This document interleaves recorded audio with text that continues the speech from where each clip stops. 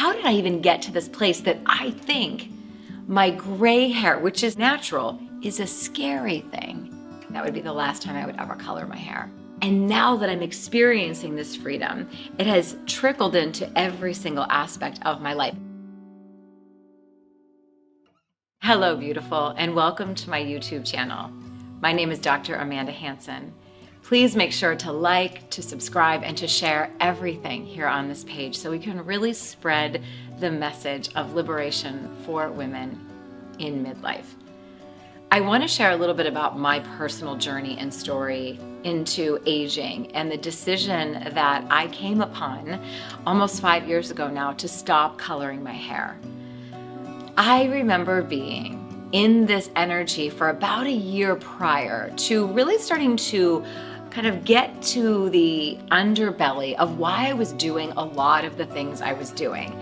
Because what I noticed is I was on automatic pilot in many ways, just going through my life, doing what the average woman my age was, I guess, it was kind of unspoken, but maybe expected to do, a level she was expected to maintain herself at.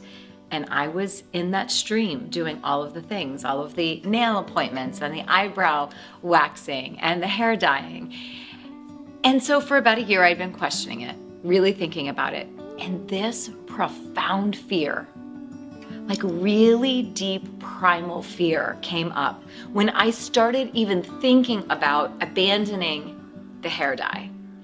And when I would even begin to try to imagine myself as a woman with gray hair, it was really bizarre how scary it felt.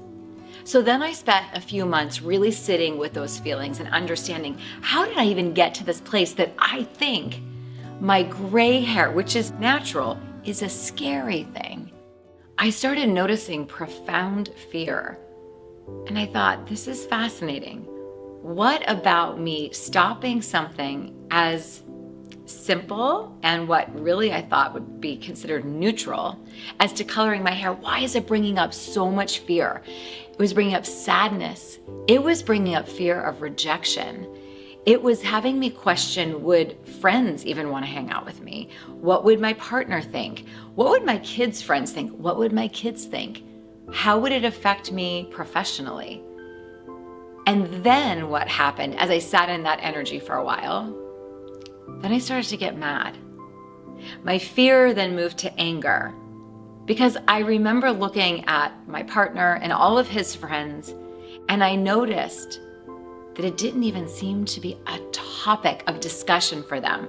Entering their midlife space, getting gray hair wasn't even on the table in the same kind of way. I'm not saying that there aren't issues that they're grappling with, but it wasn't on the table in the same way that it felt to be for women. So I started having these conversations.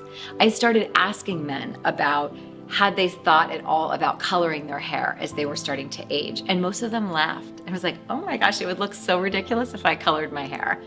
It would be so weird if I colored my beard.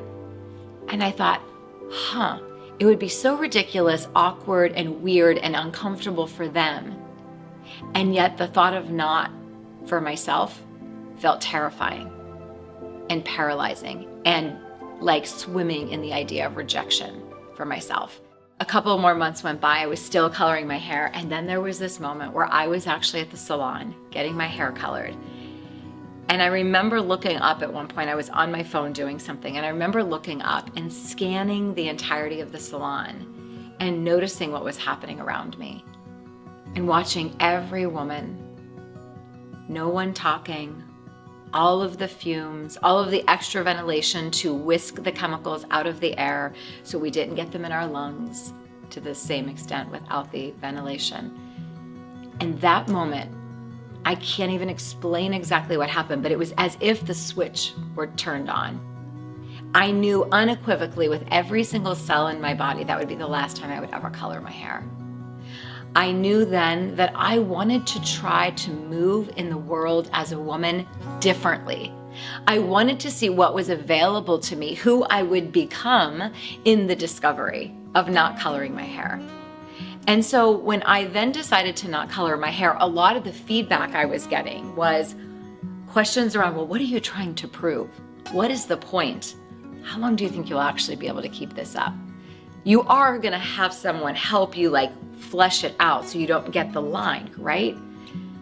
And I said, no, I'm actually just gonna let it come through naturally. I wanna watch the evolution. I don't wanna bypass any of it. I want to see it happening and feel it happening. And this was something that people were really having a hard time grasping, thinking I was totally crazy. And I often think I'm like the extreme version of being a human. Like when there's anything about humaning, I seem to take it to the more extreme version to really get the experience. I love to like squeeze the juice out of life. And I wanted to really use this as an opportunity for my own growth and development. So my growth and development then superseded my fear. And that was what motivated me to not only stop coloring my hair, but just let it come in very naturally, which took about 18 to 20 months to fully come through. What I found out in that journey, there was nothing to be afraid of. Everything I believed I was fearing prior was a cultural construct. Because I now look back at pictures of myself when I had my hair colored, and I actually feel, it almost feels heavier or darker or something different about me energetically, as opposed to where I am now. The vibrancy and the freedom that I feel now. So I think it's so fascinating that we can absorb cultural messaging and believe that we can't do something because we will no longer be relevant or we will no longer be beautiful.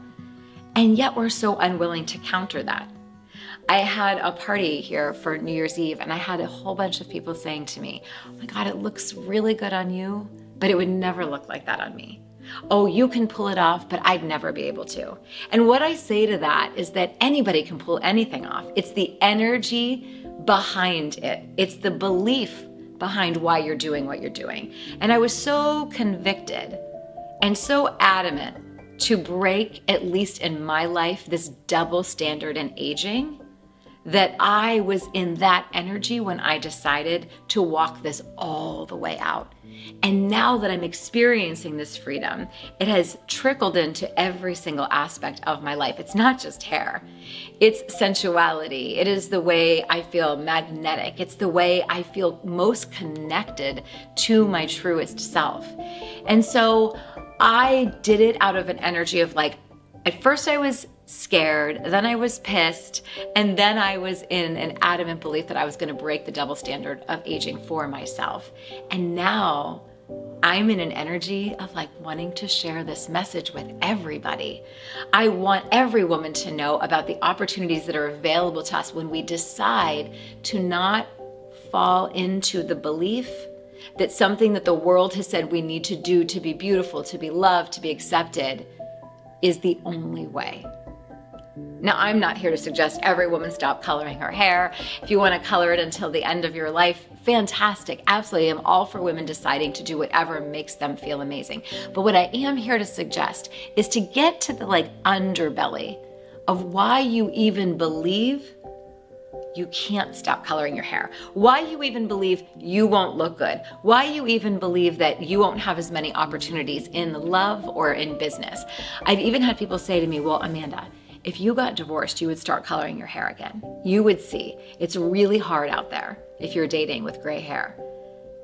And I absolutely, almost more so, would not color my hair if I were single. Because I want to be the woman who's in a room that energetically matches with a partner in the room who finds gray hair sexy, who finds gray hair powerful, who wants to know the woman that lives inside of that story.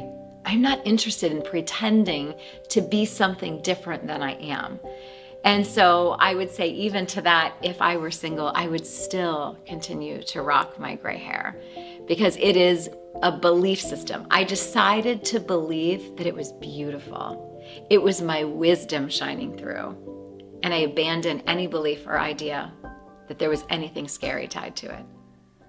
And so for any of you who are considering it, I have had so many of you reach out to me saying that my story and my journey has been your inspiration for setting down the die and getting more free. I can tell you it helped me so much more with my health, with my skin, with the way I felt in general, not having all of these chemicals absorbed into my scalp any longer, because all of that's going into our bloodstreams.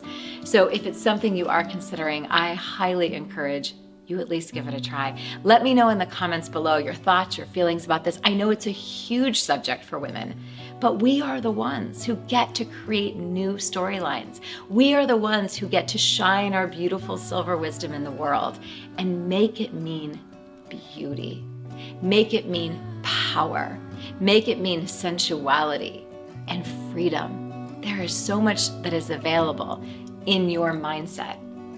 It's all in what you decide to tell yourself. Thank you so much for being here today. Please, again, remember to like, share, and leave a comment below so I can know how you're feeling about all of this.